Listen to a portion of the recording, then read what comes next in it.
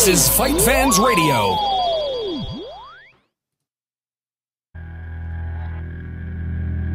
Welcome to Across the Pond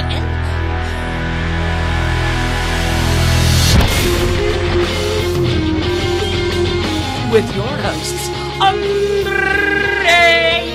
Jacobs and Matt Simpson.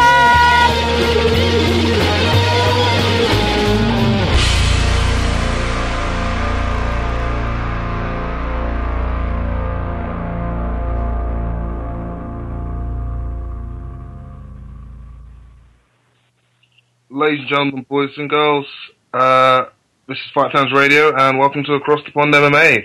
My name is Andre Jacobs. I'm here with Matt Simpson as usual, but we're also here with more important and more intelligent, and also more beautiful people. We're here with Rob in New York. Rob, how are you doing? Hey, thanks for having me. No problem. We're also here with Rich in Cali. What's kicking it? And we're also here with Nick Robertson from wherever the hell he's from. Hungover. Hanging out in LA, man. Happy to be on the show. It's a jam-packed show. We've got all the Across the Pond MMA favourites, besides from, Matt, because no one actually likes him. We are doing a New Year show filled and stacked with some of the best and funniest and douchebaggish, I'm not actually sure if douchebaggish is actually a word, but douchebaggish moments in MMA for the year, plus UFC 155 predictions. Let's go with the UFC 155 predictions first. So, Erica, could you please tell us the first fight on the card? And how we'll do it, guys, is I'll say your name, you tell us what's going on, what your thoughts are, and if there's any little debate afterwards, we'll talk and have a conversation. If you run over someone, I will give you a yellow card. You got 5 rules, huh? 5 rules. Yeah, 5 rules. Wrong way to do it. Damn right. Erica, what is the first fight on the card, please? No, just completely ignored. Okay, cool, fair enough. Guys, UFC 155, December 29th, Cain Velasquez versus Junior Dos Santos. It's going to probably be the biggest card of the year, minus UFC 148. So, the first fight on the card is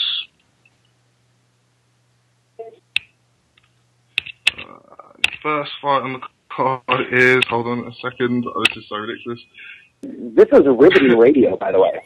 Thank you very much. Thank you very much. Are you saying I'm telling this to Sirius XM? Because, I know some people who don't know anything about that. I know nothing about radio. I'm a writer. What can I say? I'm just a pretty guy who just happens to be in this situation. Easy. I try my hardest. What can I say? Oh, wow. Is everyone looking forward to Christmas? I'm looking forward to our host being prepared.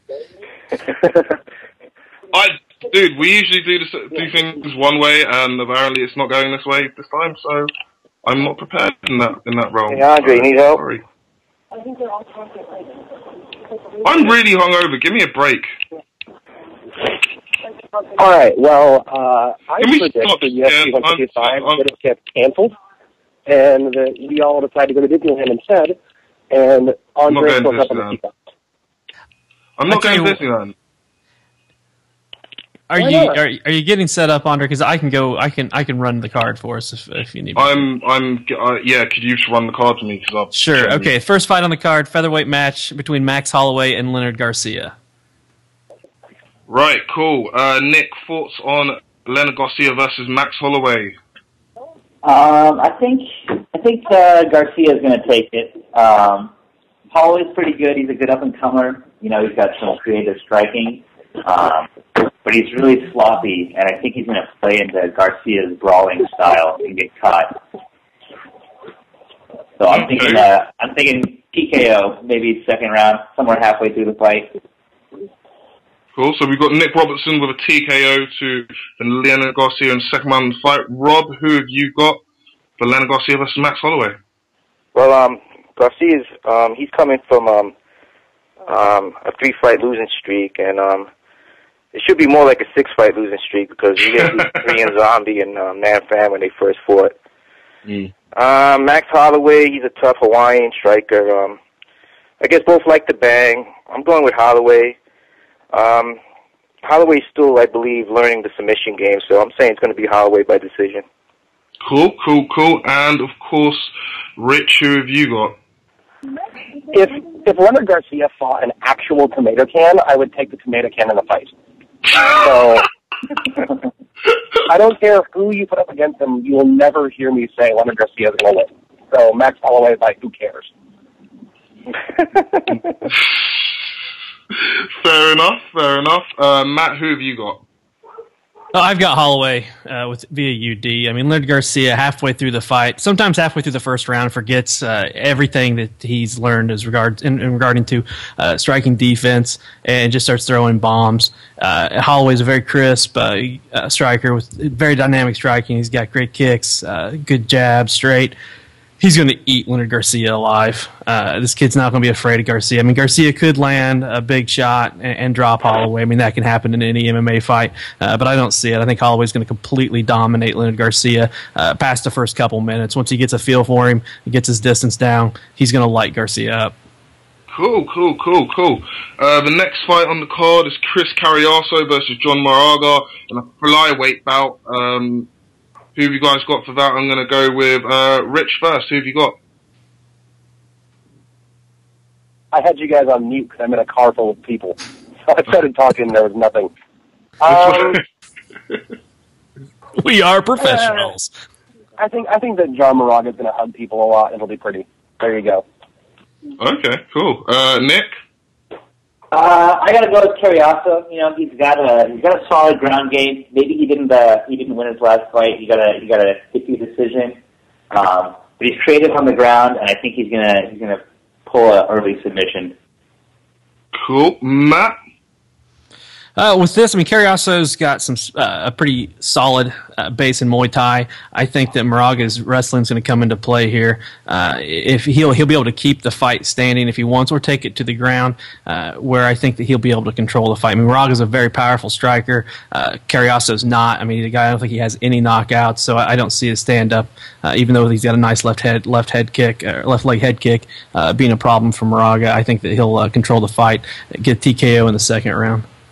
Rob, who have you got? I got John Moraga by decision. I don't know why I just picked him. Professionals. Todd Duffy versus Phil DeFries. UK versus US. One crazy heavyweight versus another crazy heavyweight. Who knows who's going to win? Matt, who have you got? I've got Todd Duffy by being just a little less sucky than Philip DeFries. Good answer, Nick. Who have you got for that? I got Duffy, winning it by TKO. I'm a fan of his. He's a scary-looking dude. He hasn't delivered on how he thought his career was going to go. I think a lot of people expect a lot from him. I think this is the time when he's going to start delivering. I think he's going to come in and he's going to make a nice little run. So I see him getting TKO. Okay, cool. Rich, who have you got? This is Duffy's kind of fight. If the guy's going to let him get fists and pack it into his flesh, and that's what Pat Duffy needs, is someone who will let him hit him quickly. So, yeah, Duffy. Fantastic. Rob, who have you got, sir? Well, Duffy's making his return back to the UFC, and DeFries, who's a solid grappler, and his stand-up is suspect. So I got Duffy. I say he's going to avoid any submission attempts, and he'll knock out DeFries in the first round. Cool. On to the FX card at 8 p.m. Eastern Time. Michael Johnson versus Miles Jury. Michael Johnson, probably the most successful black zillion in the UFC this year. Kind of weird. Versus Miles Jury, a former contestant on The Ultimate Fighter. What season? I don't know. They all sort of mesh in together these days. Rob, who have you got for Michael Johnson versus Miles Jury? Well, like you say, Andre, Johnson's been looking pretty good lately. since joining the Blackzilian by knocking out Castillo and beating the hard-hitting Tony Ferguson. I guess the Blackzilian's got him the right path. Miles Jury, don't know too much about him, but he's undefeated and he trains in Alliance. But his resume is not very impressive with a bunch of fighters he beat. So I'm going to go with Johnson grinding out a decision. Rich, who have you got? Rob or Rich? That was two people at once. Rich. I apologize. Got the hangover. I think Michael Johnson by submission due to neck choke with his giant gap in his teeth. Oh, Jesus. Oh, he went to the gap. gap. Shove him inside that gap. Yep, the gap wins all the time, son. All right. The gap does win all the time. Nick, who have you got? I think Johnson takes it however he wants. He's been a beast lately. His striking's been getting a lot better. It's been making leaps and bounds in there. His wrestling's solid. If he wants to take him down, smash him, I think he does. If he wants to keep him on his feet and stand bang with him, I think he goes there and drop him. So I got Johnson by however he wants it.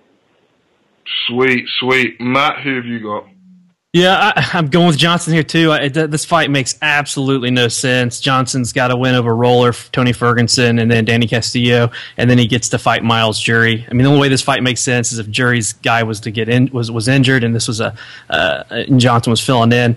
I don't know what the UFC is doing here. I mean, I think Michael Johnson's definitely an up-and-coming fighter. He looks fantastic standing now. He's starting to lead. He's got a great ground game. The Blackzilians are doing great work with this kid. He's going to absolutely destroy Miles Jury. So maybe that's what they were looking for, was a highlight reel finish for Michael Johnson, and then maybe give him some tougher competition.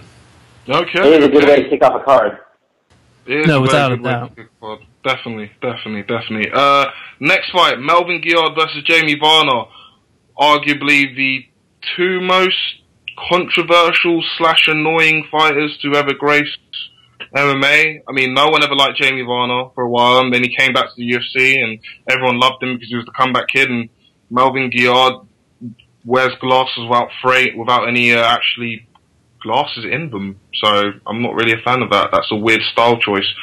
So who are you going to go with those ones for this fight? Rich, who have you got? Jamie Varner is fantastic at doing nothing good for his career, and he's one of the best at it. And then Melvin Guillard is really fantastic at screwing up in major situations. Luckily, this is not a big moment for Melvin Guillard. He's going to win by a beautiful knockout. Okay. Nick, who have you got? Yeah, I agree. I think Guillard's going to come in confident. Sometimes he comes in a little overconfident. I think in this one he can't be too confident. He's going to smash Jamie Varner. Rob? Can Varner avoid Guillard's hard strikes or even take them? I'm going to say yes, and I got Varner by sub, second round. Oh, damn. Matt, who have you got? Are you going to make it a draw, or is it going to be 3-1 to Melvin Guillard? Well, I don't really see the only way I see Varner winning this fight is due to the fact that Melvin's fighter IQ is just slightly lower than his shoe size. Wow. And that might be what plays into this a little bit is that Guillard goes in there and makes some dumb mistake. That being said, I don't think it's going to happen. I think the fight's going to be over quick enough that it's not going to give Melvin the opportunity to do something really stupid inside the cage, and I think he's going to get the KO win. Fantastic. Eric Perez versus Byron Bloodworth, a bantamweight battle between two guys with fantastic surnames, Perez and Bloodworth. What can you say? Matt, who have you got for that? I've got Eric Perez. Bloodworth hasn't fought for over a year. It didn't look that impressive against Mike Easton. Perez, however, he did have a nice knockout of Ken Stone. I think this kid's definitely the better fighter and should win fairly easily. I've got him winning via TKO. Rich, who have you got? I have no idea who either of those people are, so yeah, I have nobody in that one. Well, that says a lot for those two fighters right there. Perfect. Yep. Nick, Kind of crazy these guys. Oh yeah. It's kind of crazy these guys are fighting after Varner and Guillard, but whatever. I don't know who either of these guys are. I do kind of recall the Ken Stone knockout, so I'm going with Perez by decision just because I kind of remembered it. Oh, Rob, who have you got? Well, Perez is the younger. I believe he's been tested far more than Bloodworth, and I believe he fights out of Jackson MMA, so I'm going to go with Perez by sub in the first round. Rob, dropping the knowledge. Dropping the knowledge and letting everyone know. Now, personally, the next fight for me should be on the main card, but sadly it isn't. Brad Pickett versus Eddie Wineland, another bantamweight battle, something that could bode well for what's going on in the bantamweight division now that Dominic Cruz is out for another year, and could signify another contender for Henan Baral's belt after he faces Michael McDonald at UFC on Fuel TV 7. So, Brad Pickett versus Eddie Wineland. Rob, who have you got for that fight? Man, Andre, this was a tough fight for me to pick. I mean, it's a tough fight for everyone to pick, man. I mean, I think this is possible fight of the night. I mean, both are tough SOBs. I went back and forth, but oh man, sorry, Andre. I'm going to go with Eddie Wineland by decision. Okay, cool. Why?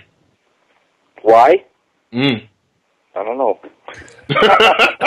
It was bad. I was going back and forth. One time I was leaning towards Pickett, and then I was on towards Wineland, and then I was like, you know what?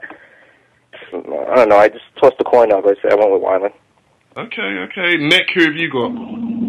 I'm going with Pickett by decision. I think this is a really tough fight to pick. These guys are both strong in the same areas. I think Pickett maybe just going to hit with a few harder shots. I think Wineland gets caught every once in a while some hard shots. Doesn't really phase him, so I think it's going to go to decision. But I think it's going to be Pickett taking the win. And I think, for the record, this is a great way to lead into the main card. You know, it's a great fight to end it on. I think it's going to be fight of the night. This is just an exciting fight, definitely. Definitely. Rich, who have you got? I think the winner of this is the bantamweight division to help us erase more thoughts of the most boring champion in UFC history. Oh my gosh, I don't want to watch Dominic Cruz fight anybody ever again. It's so annoying. Brad Pickett with a nice right something. Okay, cool. Matt, who have you got? Well, earlier on ATP, this was one of my picks for one of the top fights remaining for the year to watch. I mean, I think this actually has an opportunity to maybe even be one of the top fights of the year. Both these guys are fantastic strikers. Wineland, though, gets a little bit crazier with his strikes. He throws a little bit wider shots and likes to keep his chin up. He's not afraid to get hit, which I think is going to be a problem when the person throwing punches back at him is Brad Pickett. I don't think this fight will see a third round. I think one of these guys is going to catch the other one and finish it at the latest in the second. But I mean, I could even see something happen in the late first round once they really start letting go. I'm going to go with Brad Pickett just because I think Wineland's striking defense is not the best. I mean, I've seen him caught against a lot lesser strikers than Brad Pickett, and I think Pickett will be able to land that big shot. Fantastic. We're off the FX card now, and we are on to the main card of the evening. UFC 155 main card, Chris Lieben versus Derek Brunson starts off the main feature. Matt, who have you got? Oh, Derek Brunson. Oh, how I love to hate you. I've got Lieben winning this. Lieben has shown us before that even with a long layoff, he can come in and clean up mid-tier fighters, and I think Derek Brunson's still a mid-tier fighter. I think that Lieben's good off his back, and we'll definitely get to hear Joe Rogan tell us how he has an underrated ground game at least twice during the fight, especially being that Brunson's a wrestler. I don't see anywhere that Brunson can win this fight. I think Lieben will be able to get off his feet if Brunson can get the takedown, and he's going to land a big shot that puts Brunson out. Rich, who have you got for this fight? I think Lieben is going to be surprisingly old looking in this fight. I think people don't take into account the fact that Lieben's gotten punched in the face way too many times for a human. And I think that we're going to see a slower, crunchier version of Chris Lieben to lose. Huh? Okay. Rob, who have you got? Well, Lieben's coming off suspension, but he did tweet it a few times, and he seems focused, got his shit together, and he looks fit. How much cage rust will he have? Who knows?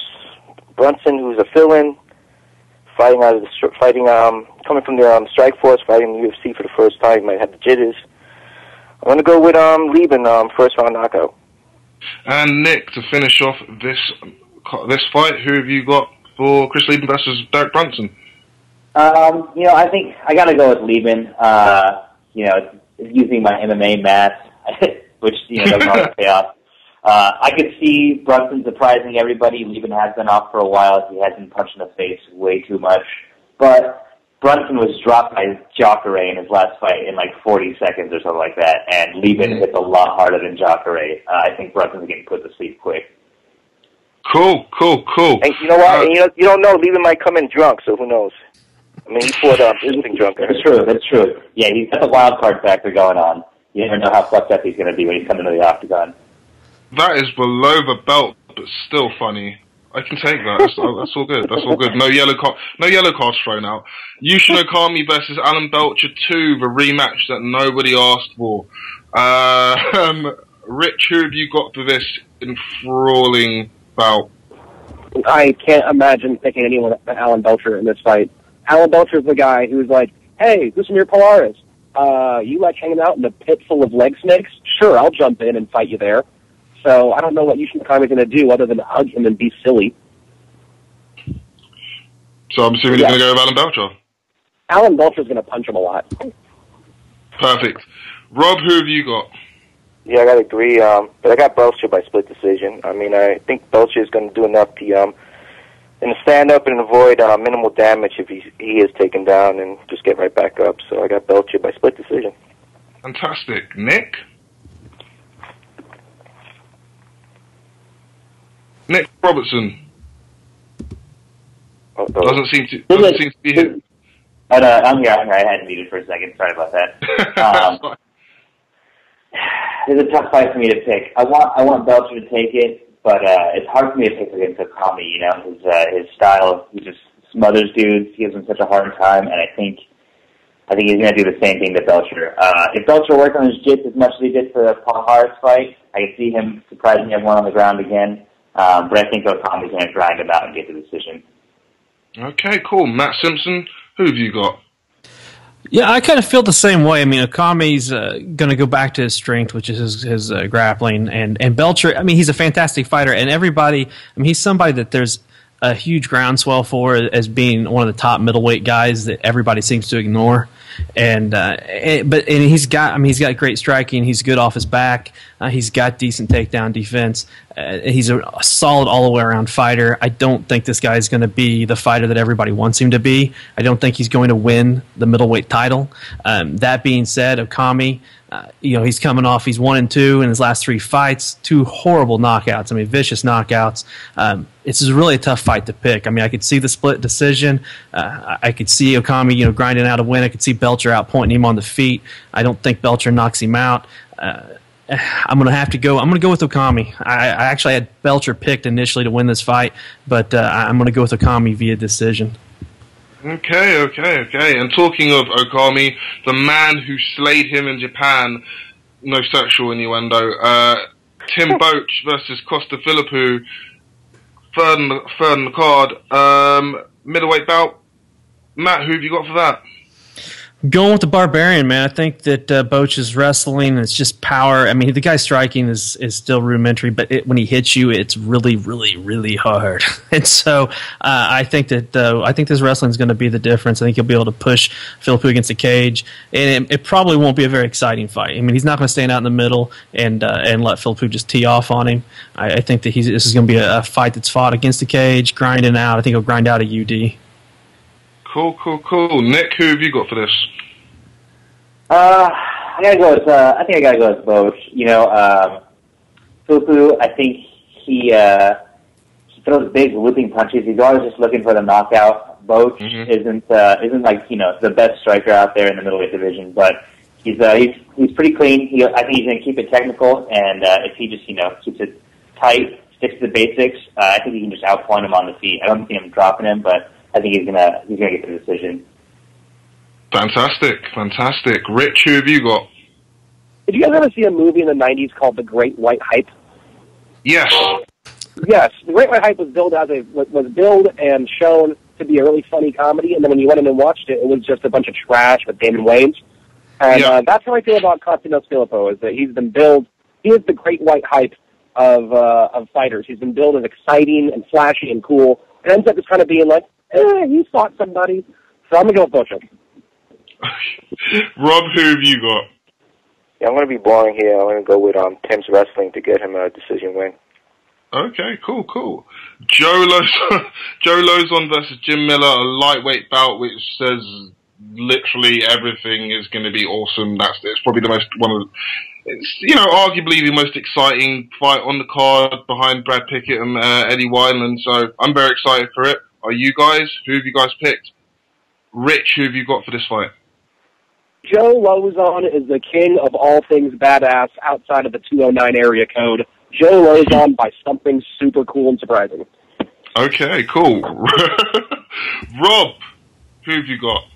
Well, I'll be honest with you guys. I'm not really too excited with the Miller and J. Lau's fight, but when it comes to jiu-jitsu, I guess both of them kind of like are equal to each other, I would imagine. They're both solid in the ground. Striking, I think Jim Miller has the advantage over Joe. I'm going to go with the boring Miller by decision. Cool. Fair enough. Nick, who have you got? I love this fight, man. The two of these guys are both really exciting on the feet and on the ground. I think Miller's a bit better on the feet. Lozon maybe a little bit better on the ground. But I think maybe Lozon is going to get a little too overconfident. I'm going to make a really precise prediction here. I think Lozon, late in the third, is going to overcommit to a submission, and Miller's going to just catch him with some ground and pound and get the TKO. I can see that happening. So that's I'm going to go with Miller by TKO in the third. Very precise from you. Very, very, very precise of you. Matt, who have you got? Well, I like this fight as well. I think that the ground game between these two guys will be fantastic to watch. Lots of transitions. Should be very exciting. Should not be anything like Tim Boach's win over Konstantinos Philippou. I think everybody's going to really enjoy this fight. Stand up wise, I think that Jim Miller does have the advantage. Lozon can land some power shots, but he's not. That's not where he's best at. I mean, he definitely want to get to the fight to the ground. But when he gets to the fight to the ground, he's going against Jim Miller, who is fantastic on the ground. And as long as Jim's not sick or have some other kind of weird issue going on, I don't see Jim Miller losing this fight. I think Miller's the better all-around fighter. I think that I think he could win it standing. I think he could win it on the ground, and I think he'll end up getting a submission late in the third. So everyone's excited for this fight, besides from Rob. Boo you, Rob. Boo you. Yeah, I'm sorry. You guys are going to figure out it's going to be a boring fight. Okay, and from lightweights to heavyweights, it's the heavyweight title. Junior Dos Santos versus Cain Velasquez. First of all, I'm going to ask the question, does it last longer than 64 seconds? And that is not what she said. Matt? Slightly. Rob? I'm sorry. What's the question again? I was watching the Cowboys game. Does it last longer than 64 seconds? I'm not asking about anything else. I'm actually asking about the fight. Like sex life? Okay. Yes. Hey! I'm joking. Does it last longer? 64 seconds or? Yes, sir. Yes, sir. Yes, sir. Rich? Yeah, it does. Yeah. Nick? I hope so, man. I really hope so. I'd really like to see what can go on between these two. I think this is an intriguing matchup, and we didn't get to see it live up to its potential the first time around. So I'm hoping it does, but I wouldn't be surprised if it ends even quicker. Okay, cool. So let's make the predictions. Nick, who have you got? I gotta go with Dos Santos. I think he's gonna rock Cain again. I'm hoping, like I said, I hope it goes a little bit longer. I hope Cain can show a little bit more. But I think Dos Santos' hands are just so heavy. That guy is so scary. It's weird because he's like the nicest guy in the universe, but when that guy puts his hands on you, it's a scary, scary thing. And I think he's gonna put Cain out again. Cool. Rich, who have you got? I don't see any reason why people should be doubting Junior Dos Santos in this position. Everyone talks about Cain's wrestling and his ground and pound, but I think that Junior Dos Santos is a scarier version of the archetype Chuck Liddell built. The sprawl and brawl, punch you in the face really hard, and I think when people get him on the ground, we're going to be surprised if it stays on the ground and that's if it stays on the ground, how good Junior Dos Santos is on the mat. Rob, who have you got? Is this a more exciting fight for you? Does this get your juices flowing? Easy there. Yeah, it does, pretty much. I don't know, can Kane force his will and take JDS down and hold him for some ground and pound? I don't know. I don't think so. And I guess Kane's going to stand up and trade with him, which is I guess is a bad idea. I think JDS is fabulous on stand up, especially with the power he has and all. And you know, Kane's been rocked by Czech Congo, so I'm going to go with Junior Dos Santos knockout by third round. Tremendous. And Matt Simpson, who have you got? Well, I had Junior the first time these guys fought, and I'm going to have Junior again this time. I don't, even with the knee injury that Kane had the first time they fought, I don't think it matters. Junior's striking is far superior to Kane's striking. Junior's ability to avoid takedowns, he's fantastic at scrambling. If you watch him in the gyms working out, the dude's skilled on the ground. Kane, he's definitely one of the top heavyweights out there. He definitely deserves to be here. But unfortunately for him, he's fighting the best heavyweight out there. And it's going to result in another knockout. If it's at best second round, I think it's going to be a first-round KO. And you'll again hear how Cain Velasquez didn't go to his wrestling quick enough and all that. I think he's going to get caught coming in, and Junior's going to put him to sleep.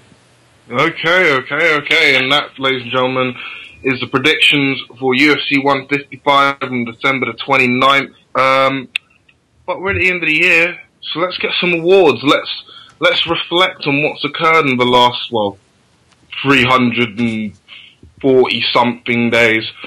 So, knockout of the year, Matt. What's been the best one for you so far? Well, for me, it was it just happened. I think about a month and a half ago. It was Legacy Fighting Championship 15. Thomas de Almeida versus Cody Williams. Almeida lands a beautiful right elbow. If you haven't seen it, go to Bloody Elbow or just Google de Almeida versus Cody Williams, and it's an elbow knockout that is hands down, for me, the best elbow knockout to date. He lands it. The guy goes completely out, straight down. Beautiful knockout. I've got the GIF. I'm going to upload it to Twitter for people that haven't seen it. Fantastic.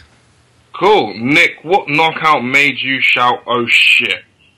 That definitely shouted "Oh shit" probably many times. I was pretty smashed. I was watching this fight. Barboza on Terry Edom. That knockout it just made me shit my pants. I was freaking out. It was so awesome. I can't think of anything that could top that this year for me. Rich, what made you shit your pants as well? Well, waking up and seeing your ugly mug. That made me shit my pants. No, the Edson Barboza wheel kick was so cool that did you guys see the slow-mo version of that thing on Deadspin? Yes. That was the coolest thing that's ever happened, not to mention Ari Shafir's face in the background, watching him react like a little girl. The whole thing was so great.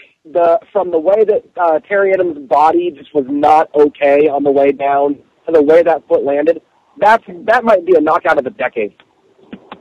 Indeed. Rob, what done it for you?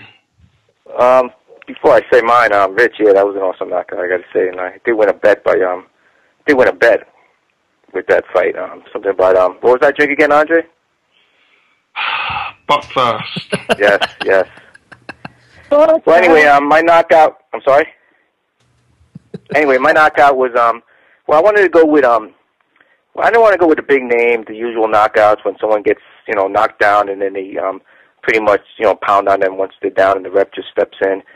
And I didn't want to go with the typical overhand right or left when someone gets knocked out. So we don't have to go far back into our memory banks. And it was UFC on Fox, the Ben Henderson versus Nate Diaz card. And my fighter for KO was of the year goes to Darren Crunchak with the he knocking out Henry Martinez with that head kick. Once he connected, he knew it. He just lifted up his arm and it was beauty.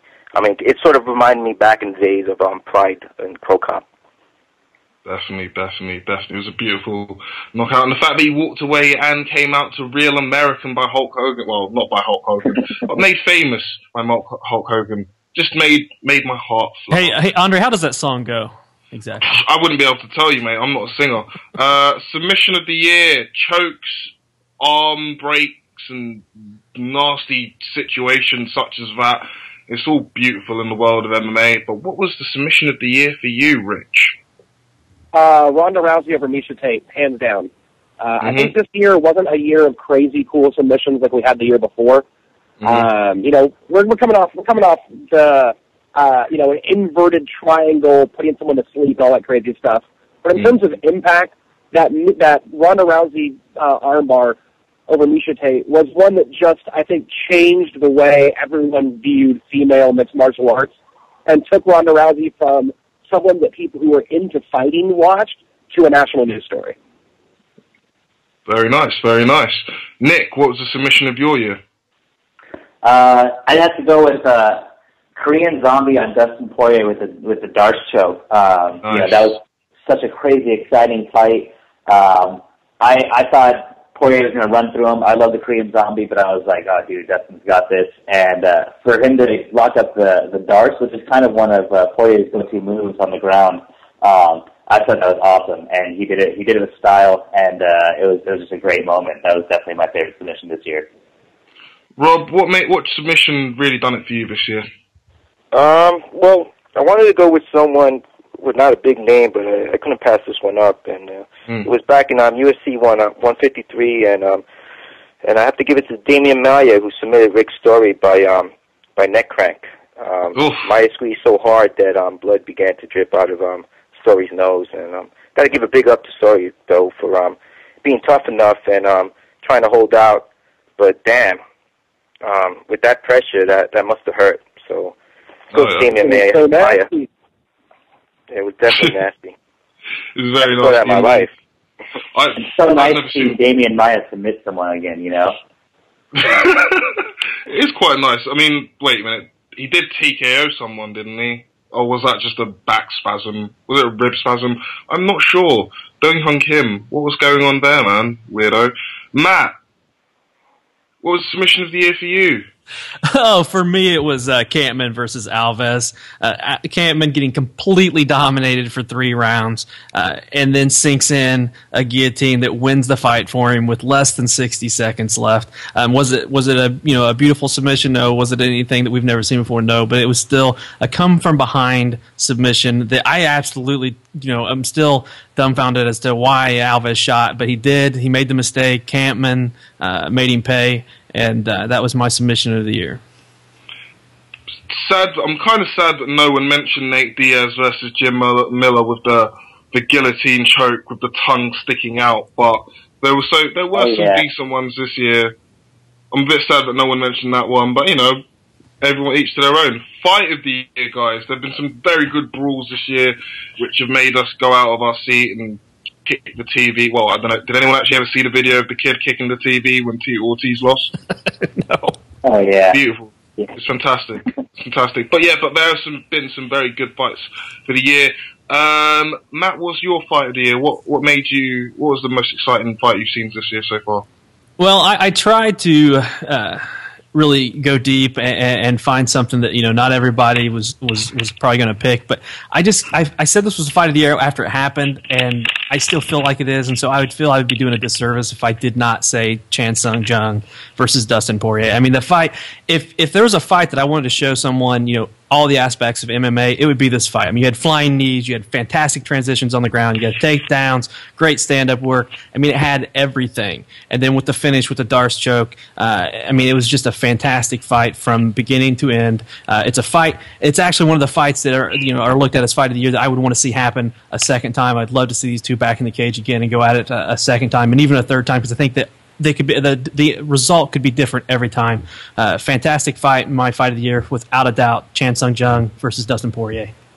Rob, what was the one for you? You said Rob? Yeah. No, I'm sorry. I got to go with Frankie Edgar versus Ben Henderson. Their first meeting, the back and forth. Ben Henderson nearly nailing Frankie with the high kick while Frankie was holding Ben Henderson's other leg. The up kick that Frankie got rocked by, and Frankie coming back from that kick to make it an entertaining fight. Frankie's tough as nails, and and with Ben Henderson's confidence and determination, made it a close, contested fight, which is why I chose this fight. Rich, what you got? Can we first talk about how Matt is the only mixed martial arts hipster in the entire world? Jesus, he's like, well, I wanted something that nobody else knows about that's totally obscure that will make sure that everyone's alienated and has no idea what I'm talking about. Because that's cool and I get to that. And Rich, you can go fuck yourself. I already did this morning. Look, I only own 3 mixed martial arts related T-shirts. I own a "Don't Be Scared, Homie" T-shirt, 209 bitch. I own a shirt from Rich Leroy, who's a local amateur fighter who his girlfriend gave it to me when I was covering a fight, and I own a Chan Sung Jun Korean zombie shirt, because that dude is so damn gangster. And I have to agree with Matt on this. It makes me feel bad, but absolutely Chan Sung Jun, Dustin Poirier, that dude is the gangster shit, and I will always be a part of the zombie nation. Awesome. Nick, who have you got? As you put it on mute. Nick. Yo. Sorry about that. Yeah, I went with the same. I went with Chan Sung Jung versus Dustin Poirier. I didn't want to pick it because I picked it as submission of the year, but I just couldn't think of a fight that I loved more. I was going crazy, running around my apartment, freaking out. That may have had to do with the alcohol. It may have had to do with just how awesome the fight was. I just loved that fight. It was so crazy, the back and forth. For a Korean Zombie to turn it up like he did later in the fight it blew my mind. I thought he was starting to slow down. I thought he was done, and for him to keep landing and just figure out a way to win it was awesome to watch. I can't think of anything better this year. Cool. Now, fighter of the year. Which fighter really impressed you the most this year? The guy who's been a stand-up guy. Rob, who's been the fighter of the year for you? I'm going to tab Johnny Hendricks. Okay. He beat John Fish by knockout. I know it was in December of last year, but it was close enough. It's actually December 30th, to be exact. He beat John Koscheck by decision, who's an accomplished wrestler and striker like himself, and he also beat Catman by knockout. I mean, all three is arguably top 5 welterweights. And what's fucked up about it, excuse my language, was he gets screwed over and gets skipped over, and to Nick Diaz. Sorry, Rich, I know you're a big 209 guy, I guess. For crack the champ to GSP. For crack at the champ GSP. So again, I'll give it to Johnny Hendricks for fight of the year. Cool. Nice guy too. I met him in the Fan Expo. Nice guy, very nice guy. Nice. Rich, I'll give you a chance to reply to Rob. Who's fighter of the year for you? We will get into Nick Diaz later on this broadcast today, my good friend. Okay. But first and foremost, I think Johnny Hendricks definitely deserves the #1 honorable mention. But my candidate for fighter of the year is Ronda Rousey. No one. I don't care about her level of competition. I think that's a valid argument. But no one has taken the sport to that level of mainstreamness. That's not even a word. Whatever. Like, moms. I've heard moms talking about Ronda Rousey.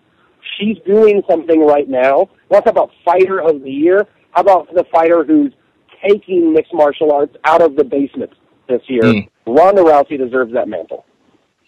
Nick, who have you got? I gotta go with Ronda Rousey as well. She's just bringing the sport of MMA to another level. I think it's like you said, moms are talking about it. People that have there's little girls that are going and training judo now because of Ronda Rousey, and it's pretty awesome. I think it's what the UFC needs right now. Numbers are starting to climb a little bit. I think Ronda Rousey is going to be a nice kick in the ass for UFC fans and for other people who haven't really gotten into MMA. I think it's going to be something that kind of pulls them in a little bit more. So I got to go with Ronda Rousey just because of what she's done for the sport this year. Cool. Matt Simpson. Can I say something, Andre, really quick? Yep. Go ahead. It seems like a lot of people are drinking the Ronda Rousey Kool-Aid over here. Oh, shit. Yeah, well, I don't want to get on bar, dude. She was like probably 20 minutes away from my area here. I don't want to get armbarred anytime soon. Yeah, I don't blame you. I don't blame you. That sounded like the worst. That sounded like the worst Bloodstained Lane impression I've ever heard. Which A lot one? of people drinking the Ronda Rousey Kool-Aid over here. Well, Rich, you better watch out because it looks like Bloodstain's ready to tune you up. Oh yeah, he's pissed at me, but he can't think of joke. Well, they got beef with each other, Bloodstain and No, Rich was just poking at him, and you know how Anthony sometimes just likes to take things way over the top. Oh, okay. A little marketing stuff. Right, but that Midol line hit him right in the gut. Okay. So, Rich, just be careful. We want to see you in 2013, so don't let Bloodstained Lane come up on you or anything like that with the shank. On the other side... Bloodstained Lane reference, I see. I never thought I'd see a reference of Bloodstained Lane on the show. Matt, who's the fighter of the year for you? Though it pains me to say this, for me it was GSP. I mean, he had the toughest fight in his career by far and away. Coming back from that knee injury, that could have ended his career. I mean, you see guys that don't make it back from that type of surgery in all the sports across the board, but he did, and there was a lot of doubt going into that fight. A lot of people were doubting the fact that this guy is still one of the best out there, which to me is insane. And he proved that. And on top of that, inside the fight, he had to come back from adversity with a big head kick that Condit landed. So for me, it was GSP, man. I really don't not a big fan of GSP, but so it really kills me to say that. But I think GSP, man, fighter of the year. Okay. Now, if there's ever a mixed martial arts college course taught in the Ivy League, I think Matt's a great candidate for the lecturer. Thank you. I don't really know what to say to that, Rich. It kind of makes me want to cry. Please make him cry. I don't think there'd be anything more appealing to me right now than hearing Matt Simpson cry. What the fuck were you thinking moment of the year? There's always a really sort of moment of the year.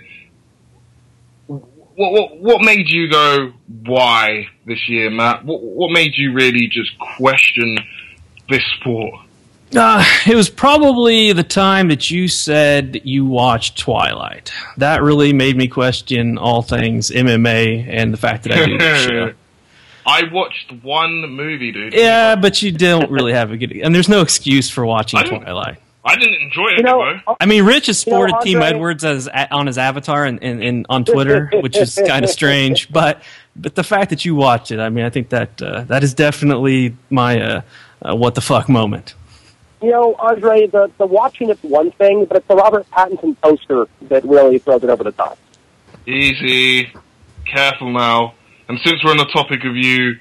Actually, yeah, since we're on the topic of you, Mr. Slaton... What was your what the fuck moment of the year? I think it has to be pretty obvious. Why would Chael Sonnen ever be fighting for the light heavyweight title? Why? He is a perennial number two. He has been a number two his entire life. He is not a winner. He is a runner-up, a number two. I get the green ribbon rather than the blue ribbon. Why is he fighting at light heavyweight for a title? It's so annoying. The only reason I want to watch that thing is because I really want to watch John Jones end his stupid career. Ugh. Damn. Nick, what was the what the fuck moment of the year for you? I had the same moment, but I'm not nearly as angry about it. I get why they did it. You know, it's to save the dying show of The Ultimate Fighter. I could care less about the show. I think most people feel the same way. The ratings have been on the decline. It's them trying to, get some cheap numbers. I don't think it's a good idea for the long term, and I think it's a stupid idea for the image of the sport. Giving a middleweight coming off of losses a shot at the light heavyweight champion, and he's been smashing every light heavyweight there is. The most impressive guys in the sport, he's running through them, and we're going to throw Chael Sonnen at him because he has a big mouth. It just doesn't make any sense. Don't get me wrong, I'm going to love to see Chael Sonnen get knocked the fuck out, but man, what a weird choice. Indeed. Rob, what thing riled you up the most this year? Well, I'm going to keep the pattern going, and I'm gonna have to say show something, but a little different here. I mean, that spinning back elbow he tried to land on Anderson Silva in UFC 148. I mean, come on, not against Anderson. I mean, the guy has some reflexes. I mean, the way he avoids strikes is amazing. I mean, what was sort of funny or puzzling was that Chael before the fight was I don't know if you know, but he was practicing that spinning elbow with his team. I mean, come on. I mean, he needed to keep it simple. He had the recipe from the first match. I mean, all he needed to do was push the pace, take him down, and try to grind out a win. I mean, he did in the first round. I'm not saying that the outcome would have been different. I mean, who knows for sure. But as of right now, until proven wrong, you can't trick Anderson Silva with any trickery strikes when it comes to the stand-up. And the dude is unbelievable as a stand-up fighter, Anderson Silva. So I got to give it a Chael too, but with that stupid elbow, flying elbow, whatever you want to call it, attempted strike.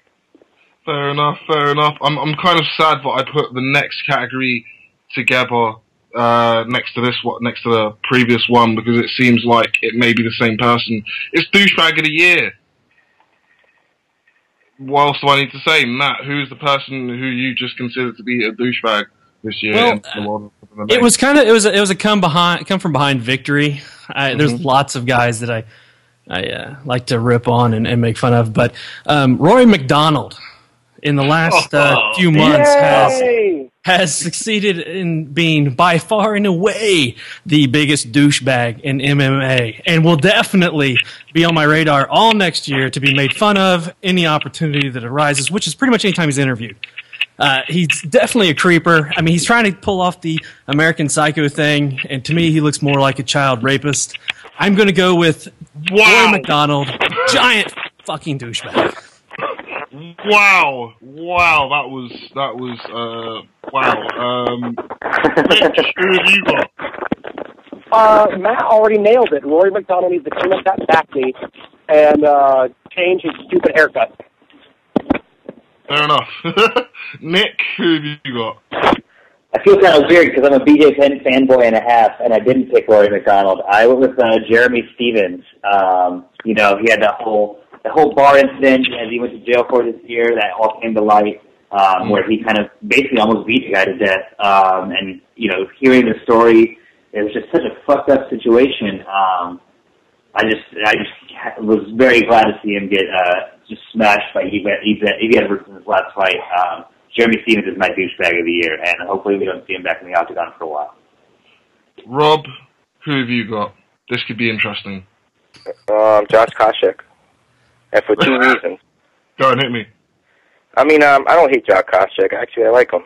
But the first reason is he blew off the UFC Fan Expo, and I believe he was scheduled to be there. And I heard, and I don't know for sure, pretty much didn't want to be there, so sort of spit at the fans, you know. And my second reason is comments about Javier Mendez, when he said that he was hoping that AKA Gym burns down to the ground with Mendes in there, so that's not cool. I guess a little bit too much for me. And I also want to say this, is that I also want to give it to that tough contestant in Tough 17, the guy with the pink mohawk. I forgot his name. I don't know. That's one of Andre's favorite guys. I think he got picked last, and that whole incident that he got drunk trying to pick fights and started crying, emotional, and it was just bad. It was just bad, man. I mean, and then you wonder why the UFC or Fox or whatever, you know, the ratings is not where they want to be. I mean, come on. So hopefully this upcoming season is supposed to be different, so we'll see.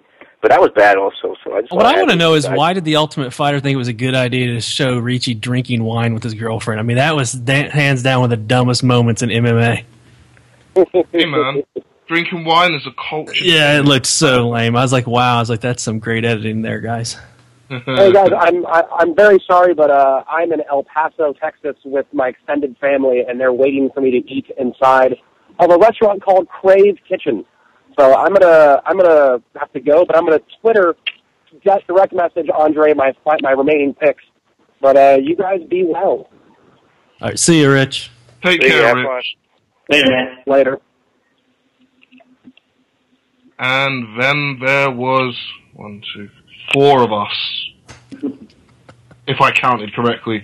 New story of the year. The story of the year that made you just go, huh? Or yay? Or really? What was the story of the year for you? For me personally, guys, it was injuries.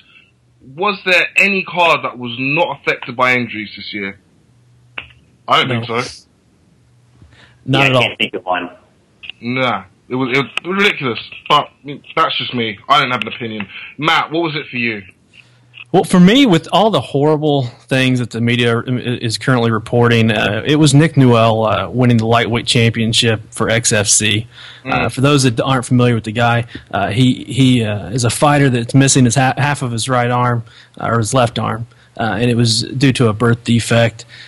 And he's currently undefeated in MMA, which, I mean, you know what, say what you want about the opponents he's fought. The dude's doing it with one arm, and he won the lightweight championship earlier this year for XFC, which again is not a great promotion, but it's just the fact that, you know what, it's a good story, and it goes a little bit deeper. When the reason he's where he's at is because of his mom and being behind him and pushing him, which is really a story that happens a lot. I mean, when you see people that have had great success, it has a lot to do with their parents, and I think that's something that people need to realize, that they need to be involved in their kids' lives, and how, just one or two things you say to your kid can completely change what direction they go for their entire life. And it's just a great story. And I mean, I'm not one of those feel good story of the year guys, but I just with this, it just really it touched me kind of deep because I'm a parent, and I look at all the horrible things going on, and it's just nice to see somebody, fighting adversity and having success, and then, giving kudos to why he got there.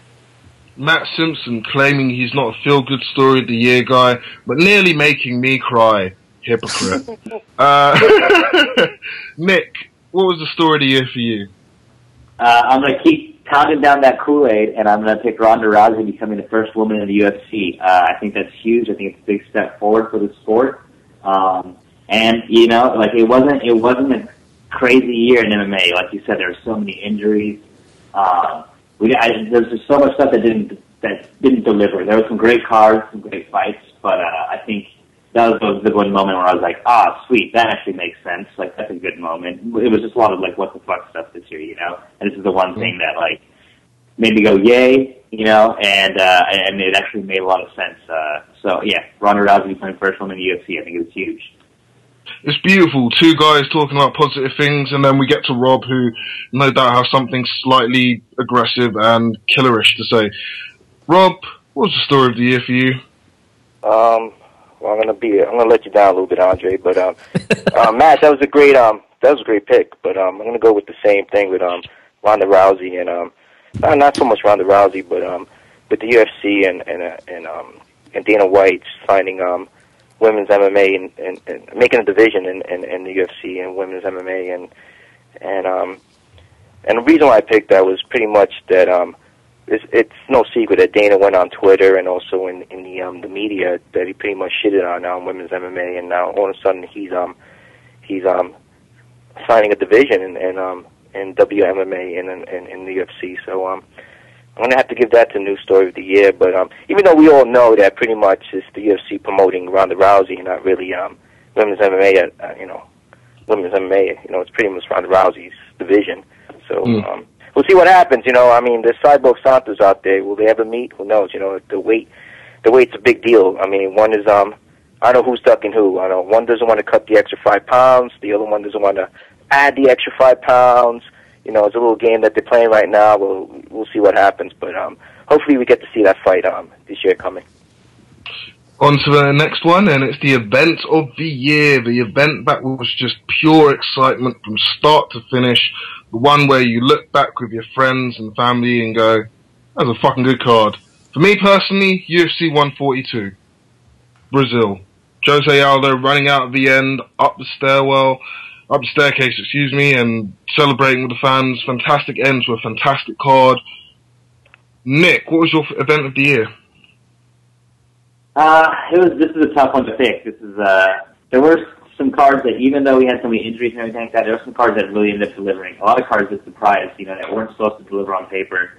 But this one was Diaz versus Henderson. And all of my favorite guys got their asses whooped that night, so it's tough for me to pick this one.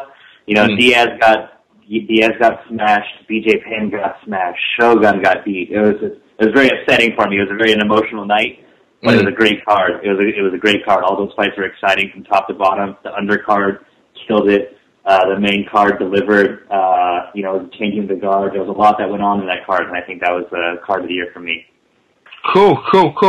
Rob, card of the year for you? My card of the year goes to UFC 146. You had the introduction of Glover Teixeira defeating Kingsbury by submission. You got Dan Hardy back in the win column after a 4-fight losing streak, knocking out Ludwig. You got the return of Jamie Varner fighting on short notice as a fill-in, beating the hot prospect Barbosa by knockout. And the main card, which was all heavyweights, I believe that was the first time the UFC had something like that.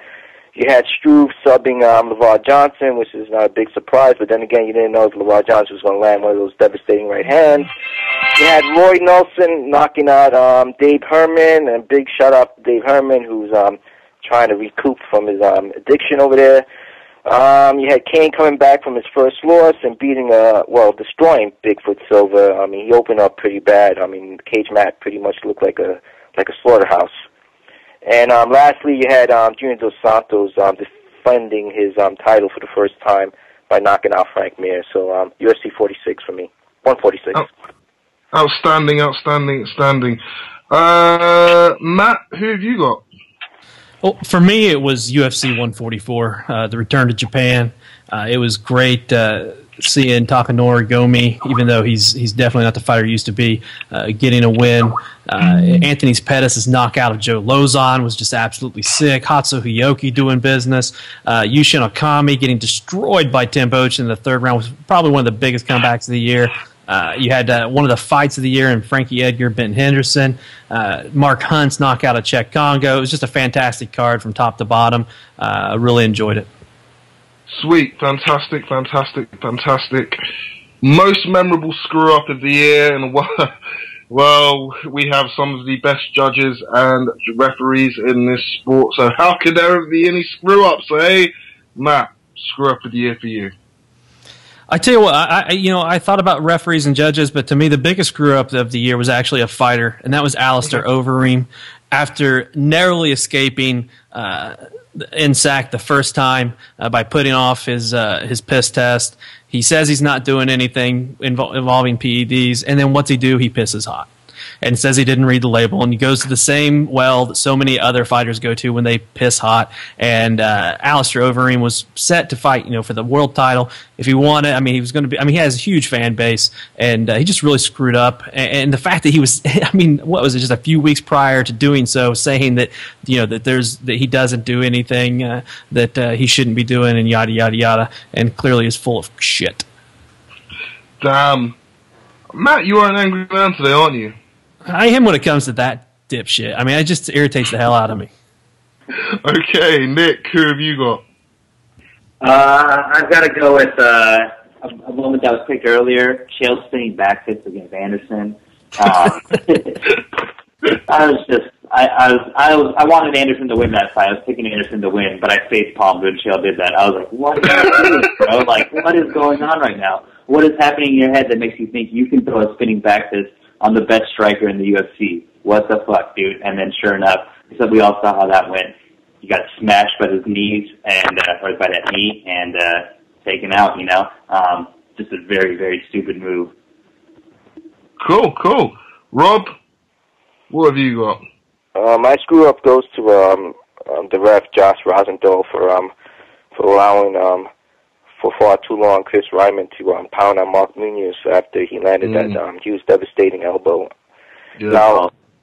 Now I'm not one to jump all over the refs like most people do, and but that was bad. That was really bad. That was a little far too much. But going back to the refs, tell me what sport people don't complain about the officiating. It's everywhere. It's in football, baseball, whatever sport there is. It's a moot point. So some days they're on point, some days they're not. So when people yell about the refs, this and that, I'm like, oh, come on, just leave it alone. It's never going to change. It's in every sport. It's in boxing. It's all over. Sometimes I'm screaming at the TV when I'm watching football, baseball, basketball. I'm like, how can they miss that? But it's just a moot point to me. I mean, what are you gonna do? But that was bad. I mean, come on. I mean, that was bad. But who knows? I mean, I don't know. I'm not in their shoes, but who knows? It's like the Czech Congo fight versus Pat Barry. I mean, I bet you almost all the reps would have stopped that fight when Pat Barry landed and Congo was like off his rocker. But I guess what's his name? Der Murgulata was pretty much, he let it go, and he got praised on. But then like 2 weeks later or a month later, he's getting shit on for some other fight. So it comes with the bad. Sometimes you eat the bear, and sometimes the bear eats you. Who knows? But what an analogy!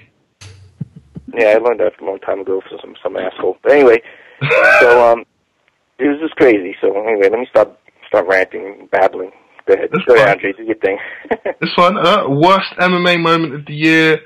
This is one of my favorite ones personally because I love all the bad stuff. I'm into really depressing films and depressing TV shows. So MMA is perfect for that stuff because every night, every day you wake up, some bad shit's happened somehow or somewhere. Matt, what has been the worst MMA moment of the year for you? Well, I think it has to be, without a shadow of a doubt, the cancellation of UFC 151. And then how Dana White completely mishandled it. I mean, on a level that, I will never forget.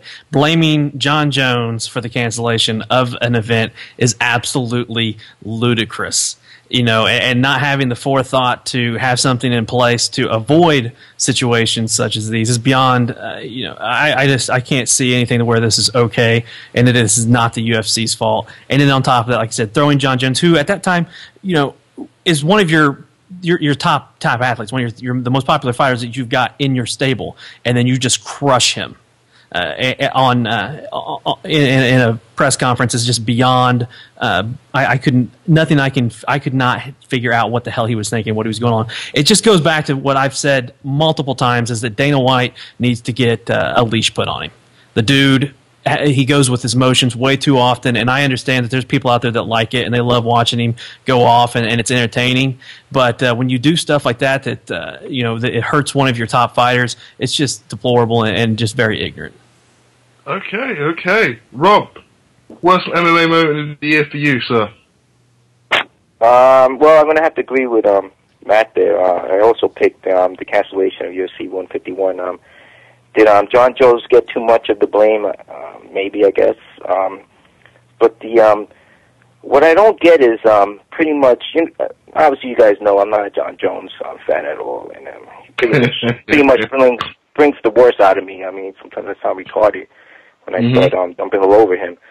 But what I don't understand is that John Jones had a full camp, right? It's not like he was a fill-in trying to like cut 30 pounds or whatever.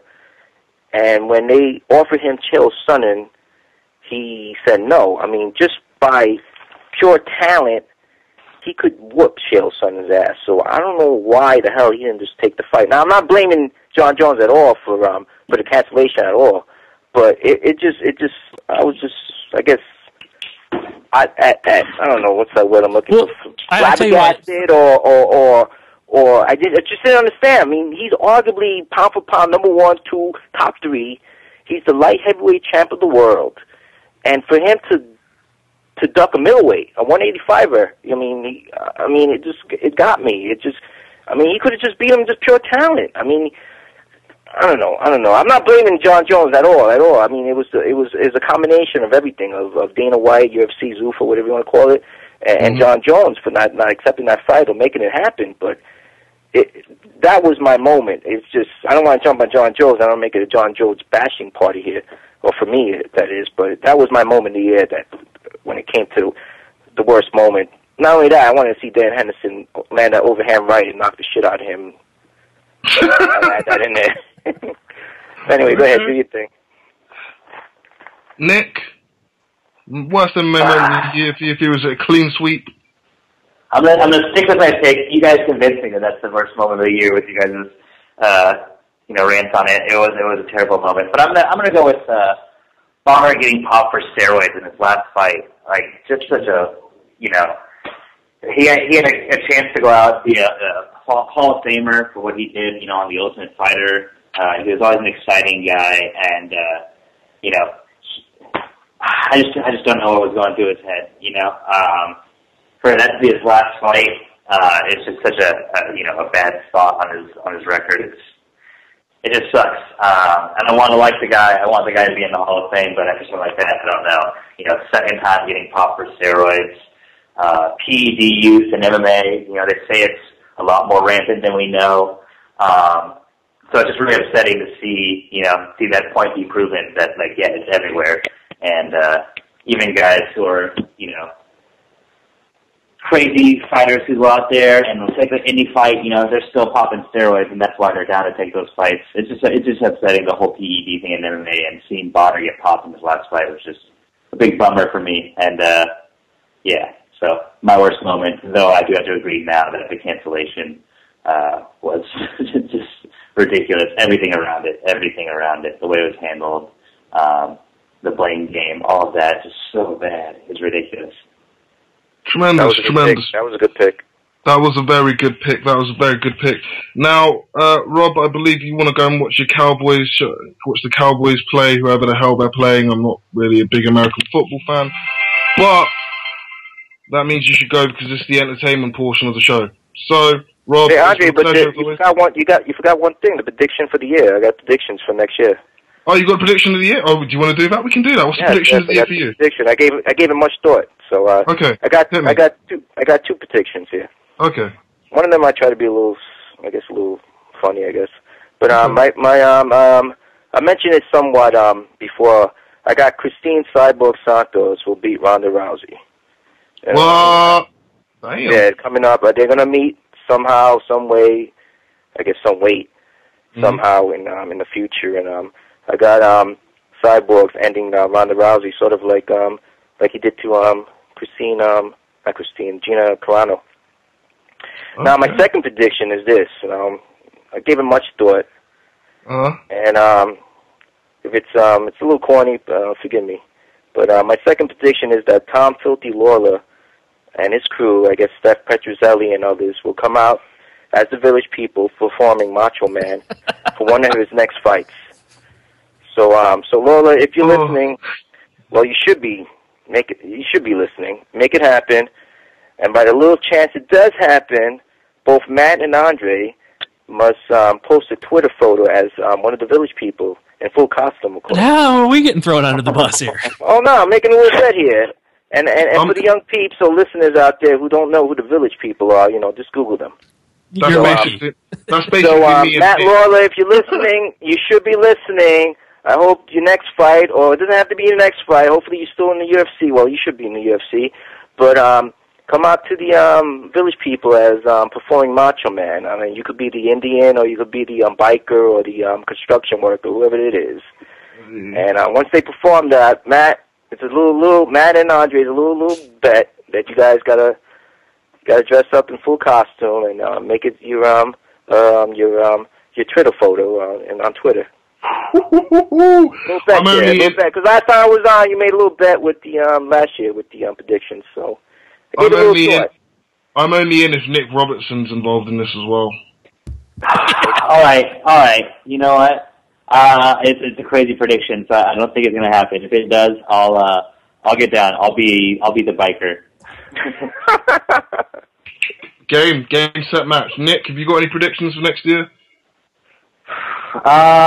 I didn't know about this category, but I thought about this for a minute, and I think the PED thing is going to keep continuing to be a problem, and with UFC under the spotlight they are with Fox and everything like that, I think they're going to reform their drug testing policies. I think they're going to step their game up, and I think they need to. Okay, cool. Matt, prediction of the year for you, sir? Yeah, my prediction of the year is that by this time next year, one of the top pound-for-pound fighters is going to be Michael McDonald. And that goes against the fact that I'm a huge Heenan Barao fan. But McDonald, I think, is going to show us over the next year as he just goes through whatever's left of that division. And just is going to be, hands down, I think, going to be looked at as one of the pound-for-pound best fighters. And the kid's super young. He's going to be right there. He's going to be mentioned right there with John Jones. Okay. My prediction for the end of the year is that John Jones has one heavyweight bout by the end of this year, or the end of next 2013. Come on, Andre. That's really, you went on a limb on that one. Mate, there's a chance of me dressing up as a Against who? Matt Mitrione? Against Matt Mitrione? Come on. Stefan Struve. He might just keep fighting middleweights, guys. We don't know. No, I like, you know what? Maybe. I'm sorry to cut you off, but I like that matchup with Struve. Yeah, so yeah, I am going out on a limb. Literally about 74.5 inches of limbs, arm limbs, that is. Right, guys, let's get on to the entertainment section. Rob, thank you very much for joining us for an hour and 19 minutes. It's been a beautiful thing, sir, and I expect to speak to you again in 2013. All right, thanks for having me. God bless. Yeah, see you, Rob. Later, man. Now, Nick, Matt, let's talk some entertainment stuff right now. Let's get rid of the MMA, and let's talk some video games, some TV shows, and some films. Movies of the year, TV shows of the year, video games of the year. Let's get it going. Nick, movie of the year for you, sir. This is a tough one. Now, I want to preface this by saying I haven't seen The Master and I haven't seen Argo. And I've heard those are both excellent. I've heard The Master's a little polarizing, but I've heard it's really well made. So I have to check those out still. I'm gonna go with Looper. Just because it was a nice breath of fresh air with the big Hollywood blockbusters. I love The Avengers. The Avengers is my runner-up. I love all those comic book movies, all that over-the-top stuff. But it was nice to see something that was a little bit more grounded, a little bit more creative, a little bit more willing to try some new things, and that spoke a lot to me. So Looper was my pick for this year. Okay, cool. Matt, what was the pick for you for this year? Well, Nick mentioned The Master, and that seems to be hitting the top of a lot of people's list, and it was a fantastic film. Argo is solid, but for me, I am going with Looper as well. It was, and for me, the reason I'm picking Looper, I mean, there's a lot of other movies out there that have done some really great work, some great acting, good screenplay or good script. I mean, they did a lot of good things, but none of them, to me, really hit everybody to where there's just about anybody could watch the film and enjoy it. I mean, if you like The Dark Knight Rises, Andre, you know what? Somebody that's 60 years old might watch that film and not get it, not enjoy it. Plus, if you don't know who Batman is, I don't know who that would be. But let's just say you don't. You're not going to get into that movie. Whereas Looper, I feel like, man, it just really, I mean, it was a love story. It was definitely a new take on time travel. It was original. And in the sci-fi genre, we've had so many, there's been so many movies made by, I mean, it's hard to give you an original screenplay in the sci-fi genre. And to me, that was an original screenplay. I think that it's a movie that is not going to get the notoriety that it deserves. But here, 10 years down the road, it's going to be looked at as one of the top sci-fi films of all time. I think it'll be right up in there in the top 10 of that genre, and it's just a fantastic film. Joseph Gordon-Levitt plays a great Bruce Willis. Bruce Willis plays a great Bruce Willis. I mean, it was hands down to me. I mean, Jeff Daniels has some great scenes in it. Just a great movie that I think, like I said, bridges the gap among people, moviegoers, and anybody could enjoy that film. Yeah. You see, for me, movie of the year, it's hard for me to say that The Dark Knight Rises isn't because of the amount of hype that I had during the show and during the weeks leading up to its release. But I'm not going to say that it's my movie of the year, even though it kind of is. But for the show, I'm actually going to say that The Raid. That is fantastic. The Raid is my film of the year because I didn't know what to expect from it. When you see a trailer where you think you've seen all the really cool parts of it and everything else is sort of meh. That wasn't The Raid. I saw a bunch of cool parts, but there were more cool parts, if you know what I mean. So, for me personally, The Raid was the film of the year, even though The Dark Knight Rises, is sort of like, it's there as well. But if I had to be unbiased, I'd go with The Raid.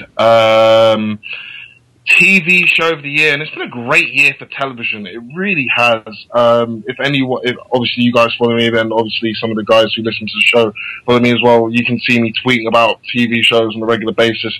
It's been fantastic. Nick, what's been a TV show for you this year that's really sort of clicked and been consistently good? Yeah, there's a lot of good TV on right now. It's a good time to be like an entertainment fan, you know. I think my TV show of this year, and it's been the same for the last couple of years, Boardwalk Empire. I'm a huge Steve Buscemi fan. I love all those like gangster movies and gangster TV shows, Sopranos, all that type of stuff. And I love the message, you know, the whole prohibition thing. I think it's very relevant today still with like the war on drugs and all that, you know. So Boardwalk Empire, and not only is it like the subject matter and the people involved are people that I like, but it delivers, you know. I don't know if you guys saw the season finale and the stuff leading up to it, but it's like it's a lot of very satisfying moments. I feel like a lot of TV shows don't deliver the way that we want them to, and Boardwalk delivered in every way that I wanted it to this year. So that's my TV show this year. Okay, cool. Matt, what's TV show of the year for you? Well, for me, it's a show that I don't think gets mentioned enough, and that's Hell on Wheels. I'm a Western fan. I love Western movies, love Western TV shows, and it's hard to do them right, and there's not enough of them out there. And Hell on Wheels is one that gets it right. And the actor Anson Mount as Colin Bohannon, I think, is a guy that we're going to see doing some really cool stuff over the next few years. He's fantastic in this show, and there's other guys, Ben Esler, that do great work.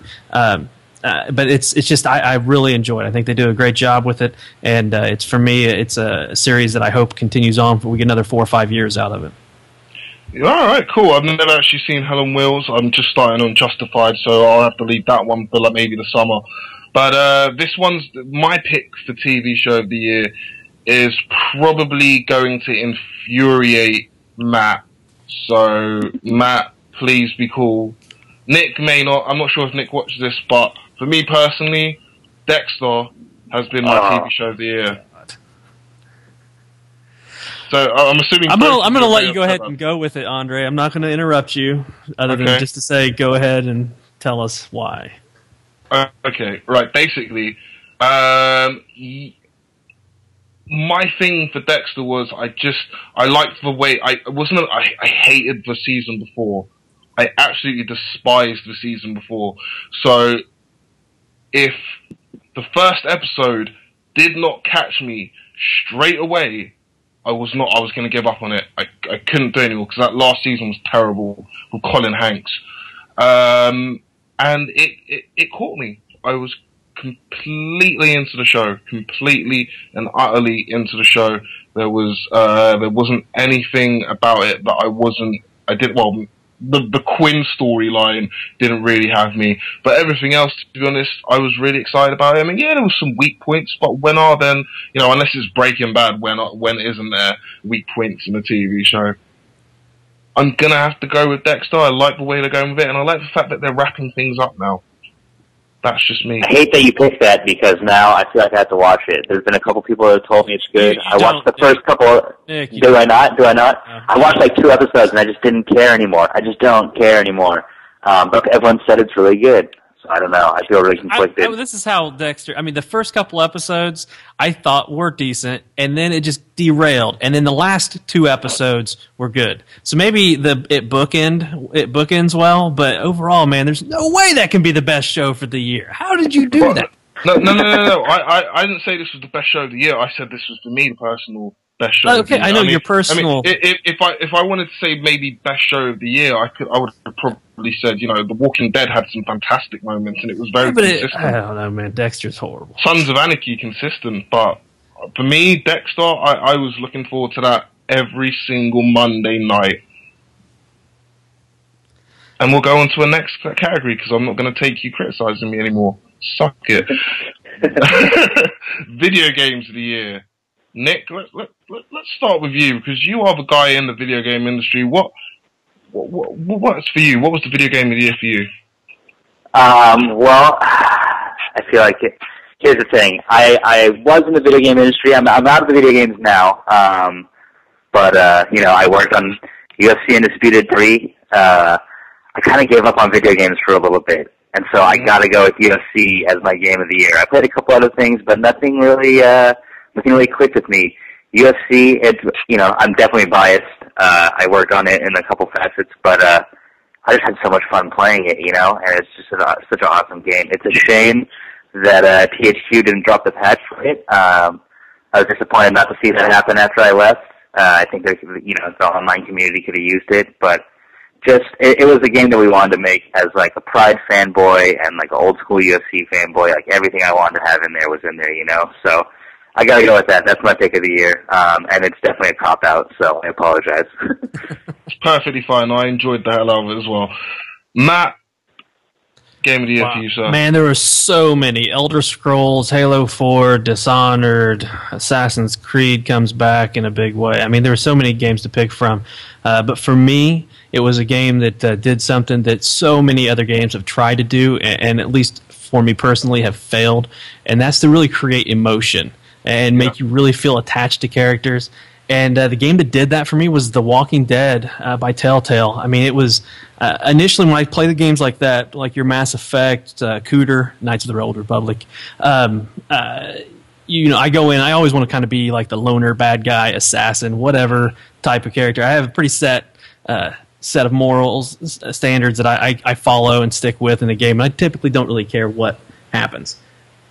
But within The Walking Dead, shortly after the game starts, you really start developing feelings for the characters in the way you do when you watch a movie or read a really good book, and you're affected by what happens to them. And it was really weird for me. And the further you get into it, the more it happens. It never lets off. I mean, the gas pedal stays down, and there's some decisions you make that you're not sure what you should do, and you feel you know what happens afterwards. You're affected by it, and it was just amazing.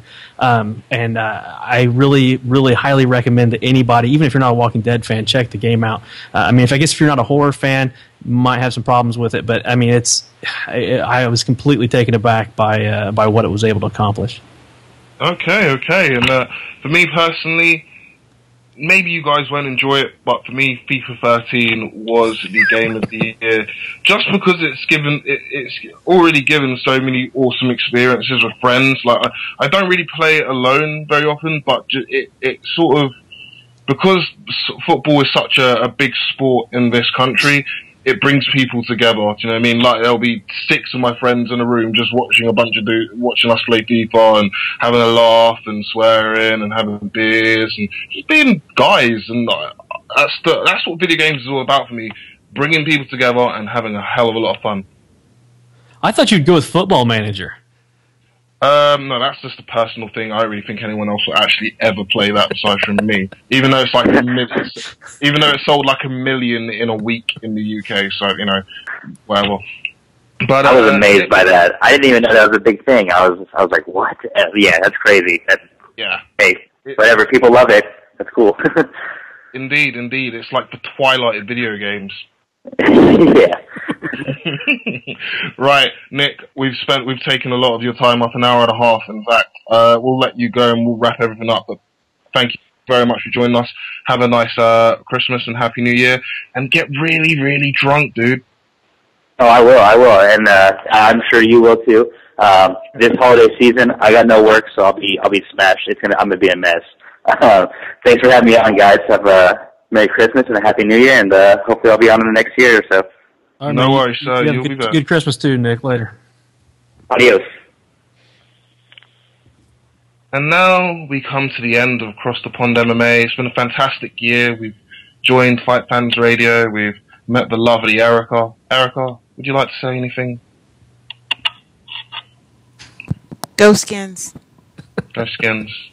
We've met. Me and Matt are as better as ever. We've also, you know, we've encountered some technical difficulties. I think that's been the theme of our year: technical difficulties. But regardless, it's been a fantastic year. I've enjoyed it. Matt, I have 2 people to thank, and it's you and Erica. Thank you very much. Well, for sure, man. I feel the same way. It's been a fun time, and I'm glad we're still doing the show. And it was great to move over here to Fight Fans Radio. It's just been a lot of fun, and I'm glad everybody still seems to enjoy it and listens to the show. And thanks to Nick Robertson, Rob Mia, and Rich Slaton, who's a dick, for coming on the show. And I just, like I said, I have a great time. I look forward to it every Sunday, even though it's not necessarily every Sunday. But But thanks for everybody for listening, and thanks to Fight Fans Radio for having us. Exactly. So, I guess there's only... You know what? Let's end it on a positive note. Instead of saying F biz, Erica, play that funky music that isn't really that funky, please. And have a nice Christmas and a New Year, everybody. Take it easy. And don't drink and drive. We're out of here. Peace.